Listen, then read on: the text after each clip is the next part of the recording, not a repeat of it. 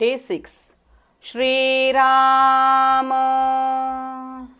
श्रीराम राम रामेति रमे रामे मनोरमे सहस्रनाम तत्तुल्यं राम नाम वरानने राम नाम वरानने राम नाम वरानने.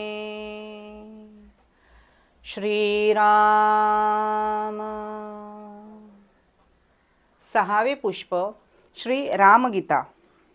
कोशेष्वयं तेषु तु तत्त्वदाकृतिर्विभाति संगात् स्फटिकोपलो यथा असंगरूपोऽयमजो यतोऽद्वयो विज्ञायतेऽस्मिन् परितो विचारिते. बुद्धेस्त्रिधा वृत्तिरपीह दृश्यते स्वाप्नादिभेदेन गुणत्रयात्मनः अन्योन्यतोऽस्मिन् व्यभिचारतो मृषा नित्ये परे ब्रह्मणि केवले शिवे देहेन्द्रियप्राणमनश्चिदात्मनां संगादजस्रं परिवर्तते धियः वृत्तिस्तमो मूलतयाज्ञलक्षणा यावद्भवेत्तावदसौ भवोद्भवः नेति प्रमाणेन निराकृताखिलो हृदा समासादितचिद्घनामृतः त्यजेदशेषं जगदात्तसदृशं पीत्वा यथाम्भः प्रजहाति तत्फलं कदाचिदात्मानमृतो न जायते न क्षीयते नापि विवर्धते नवः निरस्तसर्वातिशयः सुखात्मकः स्वयं प्रभः सर्वगतोऽयमद्वयः. श्रीराम.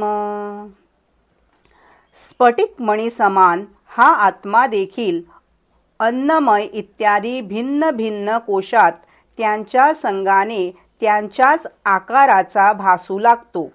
पण ह्याचा योग्य प्रकारे विचार केल्यावर हा अद्वितीय असल्या कारणाने असंगरूप आणि अजन्मा निश्चित असतो. त्रिगुणात्मिका बुद्धीचाच स्वप्न, जाग्रत व सुषुप्ती भेदाने 3 प्रकारच्या वृत्ती पाहण्यास मिळतात.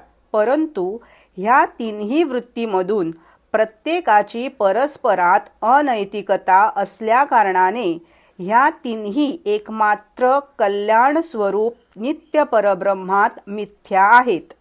अर्थात त्यात ह्या वृत्तींचा नित्य अभाव आहे. बुद्धीची वृत्ती ही देह, इंद्रिय, प्राण, मन आणि चेतन आत्म्याच्या संघात रूपपासून निरंतर परिवर्तित होत राहते. ही वृत्ती तमोगुणापासून उत्पन्न होणारी असल्या कारणाने अज्ञानरूपा आहे आणि जोपर्यंत ही राहते तोपर्यंतच संसारात जन्म होत राहतो. नेती नेती इत्यादी श्रुती प्रमाणातून निखळ संसाराचा बाध करून आणि हृदयात चिद्धनामृताचा आस्वाद घेऊन संपूर्ण जगताला त्याचे साररूप सत ब्रह्माला ग्रहण करून त्याग करावा. जसे शहाळ्याचे पाणी पिऊन मनुष्य ते फेकून देतात. आत्मा न कधी मरतो ना जन्म घेतो. तो कधी क्षय पावत नाही आणि वाढतही नाही. तो पुरातन संपूर्ण विशेषणापासून रहित सुखस्वरूप स्वयंप्रकाश सर्वगत आणि अद्वितीय आहे. 6वे पुष्प समाप्त. श्रीराम.